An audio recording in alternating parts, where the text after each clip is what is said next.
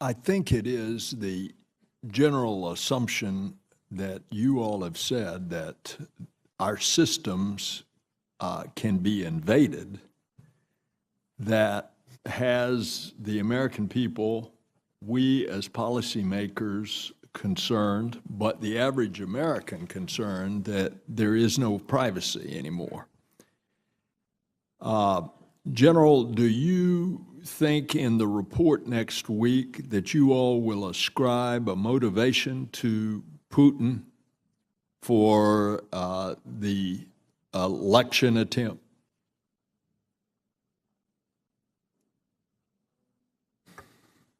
Yes, we will ascribe a motivation. I'd rather not, again, preempt the report. Understood. Well, then will you discuss after the report what is sufficient in the future to impose enough cost to make them stop this kind of activity? No, we won't. If we're going to speak to that, that would be separate from the report. What the report will include, per the President's tasking, was a section contributed by the Department of Homeland Security and NIST, I believe, on best practices for defending.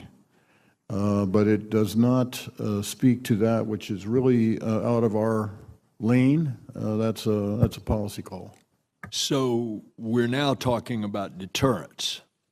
And as one of you said in your testimony, it's not like the nuclear standoff of mutually assured destruction,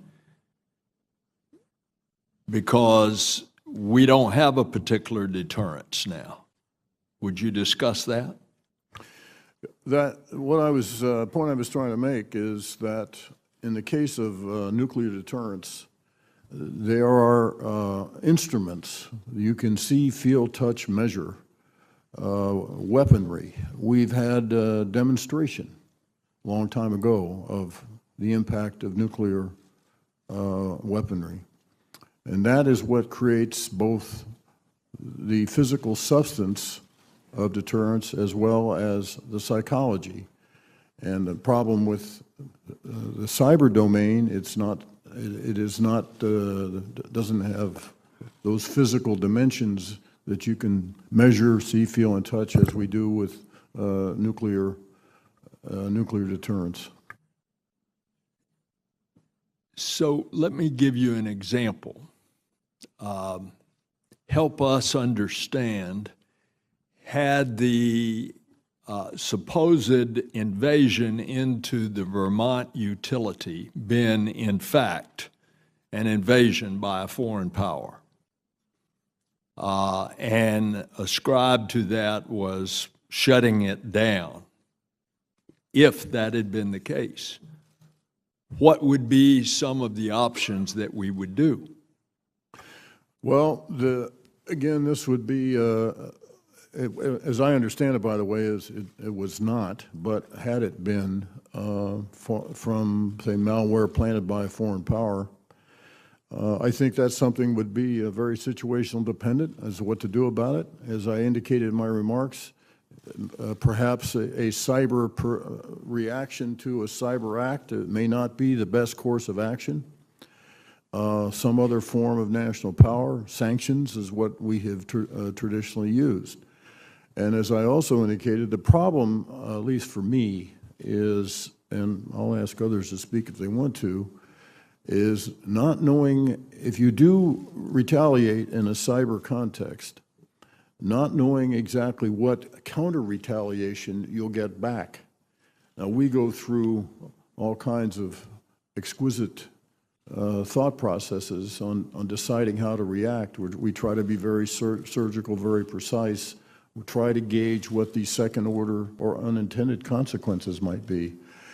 I don't think others are similarly disposed to consider such precision and such exactness when they respond. So there's always that issue of counter-retaliation. Ergo, my my brief mention that it's, in my view, best to consider all instruments of national power. And I think that's what's concerning us. Could we, the United States, do we have the ability that we could make it so tough on North Korea with a cyber attack that it would deter them from some of their strange behavior? Not necessarily via a direct cyber reaction, given the difficulty of gaining access to their cyber networks. Thank you. Director Clapper, you're pretty far along on the report that will be released next week, obviously.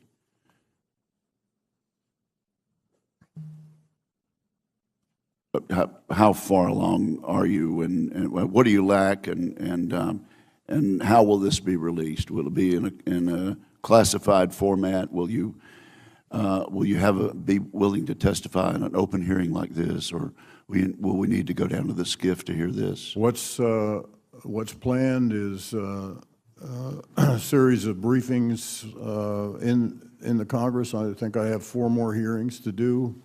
First with our oversight committees, which will be closed hearings, I believe, and then there'll be and when will that be? All House, all Senate hearings, I believe, next week, as we roll out a version of the report early. So that those will be followed by a unclassified version.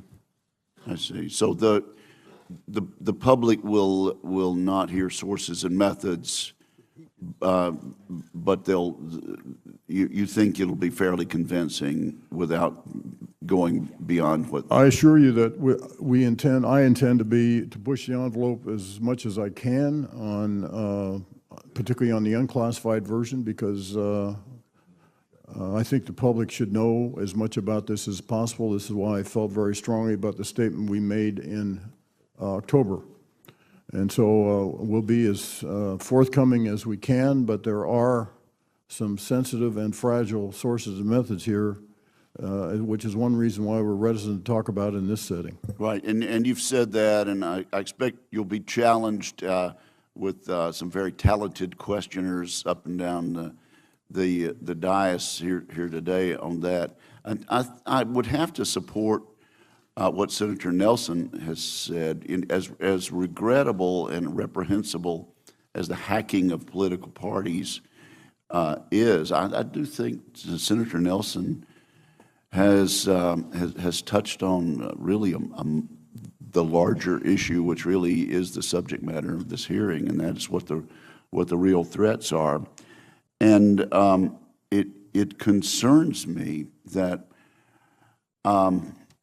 that we really don't know what the deterrence ought to be, and I wonder at what level are conversations taking place within the administration or within the intelligence community about what is appropriate in terms of a response. You mentioned countering cyber with cyber is not necessarily the number one solution. Secretary Littré mentioned that we should impose costs, and perhaps after you answer, I can ask him to expound on that also. Well, we have had many discussions in the White House Situation Room at Deputies Committee, Principals Committee, and NSC meetings about what to do when we have these attacks. I think the Sony attack by the North Koreans is a case in point. And there you get into the complexities of, if you launch a counter cyber attack, and you're, I have to be careful here, but you have to use some other nation's infrastructure in order to mount that attack. And well, that gets into, as I've learned, the complex legal issues involving international law. And so the judgment was to impose some other costs other than a direct cyber retaliation. Did you recommend the president's sanctions? Were his actions in response to the Russian hacking part of your recommendation, or did that come from someone else? Well, that was, well, without going into internal decision-making, I think that was, you know, was a consensus interagency view. Secretary Littrell, what about imposing cost? What did you mean by that? Well, as part of an approach that to deterrence that takes each case as it comes up, case by case, we need to look at ways to respond, first deter and then respond to attacks at a time and a place of our choosing that favors advantages that we have as we use all of the instruments available. So we look to deny objectives and then impose costs, as you indicated, Senator. Imposing costs really can come from things like were announced last week with the sanctions that were applied in the case of the Russian hacking situation. But they can go more broadly than that. From the military's perspective, we're concerned not just about Russia's cyber hacking, but also about a range of aggressive actions by Russia across multiple regions of the globe. And so we look to impose costs on Russia by a range of measures across multiple regions in partnership with our allies through NATO, where we can, to push back on Russian actions and deter future aggressive actions. So that's a bit of what we mean by imposing costs here. Thank you. It seems that every attack is handled on a case-by-case basis, and that's not a strategy.